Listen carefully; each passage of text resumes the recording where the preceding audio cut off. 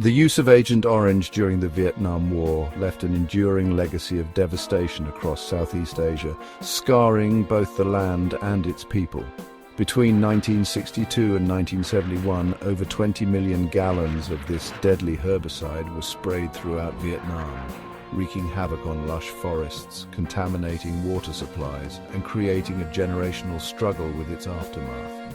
The dioxins in Agent Orange became a symbol of destruction, responsible for widespread cancer, birth defects, and chronic illnesses affecting millions of Vietnamese civilians and US military personnel alike. The environmental devastation was just as dire, leaving once fertile farmland barren and decimating wildlife populations. What many Americans don't realize, however, is that the testing for this notorious defoliant wasn't confined to Vietnam's jungles. Much of it occurred on US soil, right in Florida, the so-called Sunshine State. From the state's dense forests to its vast agricultural regions, Florida became a testing ground for Operation Ranch Hand's domestic program. Shrouded in secrecy under the guise of national security, these experiments remained hidden from Florida's residents for decades.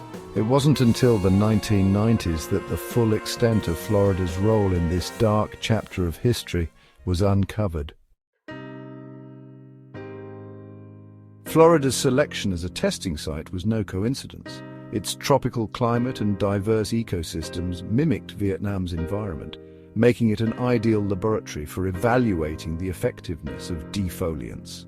Between 1962 and 1970, Eglin Air Force Base in Florida's Panhandle became the focal point of these experiments. Over 220,000 liters, equivalent to 58,800 gallons, of herbicides, including Agent Orange, Agent Purple, and Agent White, were sprayed over test grids spanning approximately 100,000 acres. These tests evaluated dispersal techniques, chemical mixtures, and the long-term effects of herbicides on soil and vegetation.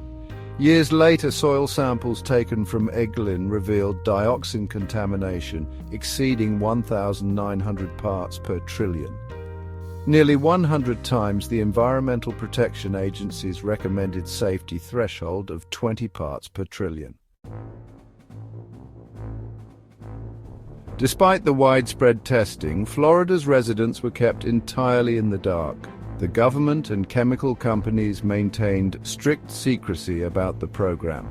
Officially, these tests were labeled as standard military research with no disclosure of the toxic compounds involved. Communities near testing sites were not informed of the risks, nor were they warned about the potential contamination of their water, soil, or air. Companies like Monsanto and Dow Chemical, the manufacturers of Agent Orange, were complicit in this secrecy. Internal documents from Monsanto revealed that the company was aware of the dangers of dioxins as early as the 1950s, yet they actively suppressed this information, keeping it from the public and even the military. It wasn't until declassified military documents emerged in the 1990s that Florida's role in Operation Ranch Hand came to light. These revelations showed that the government had long been aware of the environmental and health risks posed by herbicides, but prioritized experimentation over transparency.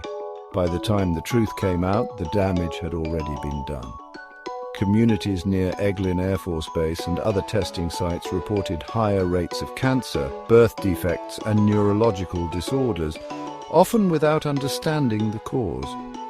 A 2005 study found that cancer rates in areas surrounding Eglin were 60% higher than the national average for certain conditions linked to dioxin exposure, such as non-Hodgkin lymphoma and soft tissue sarcoma. Veterans stationed at Eglin during the testing period suffered similar health issues as Vietnam veterans exposed to Agent Orange, but faced years of denial in receiving benefits due to the government's silence. The environmental impact was equally staggering. Dioxins seeped into Florida's water systems, contaminating fish and causing reproductive failures in birds and mammals. The Everglades, already under siege from development and pollution, suffered additional harm. In some areas, 70% of fish populations displayed signs of dioxin contamination, threatening the delicate balance of this unique ecosystem. Efforts to address the legacy of these tests have been slow and incomplete. Cleanup operations at Eglin Air Force Base have included soil removal and the capping of contaminated areas, but much of the damage remains unresolved.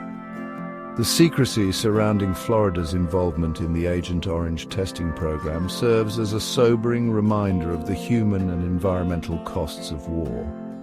While Vietnam endured the brunt of Operation Ranch Hand, the testing carried out in Florida left behind its own toxic legacy, one that continues to haunt the state to this day.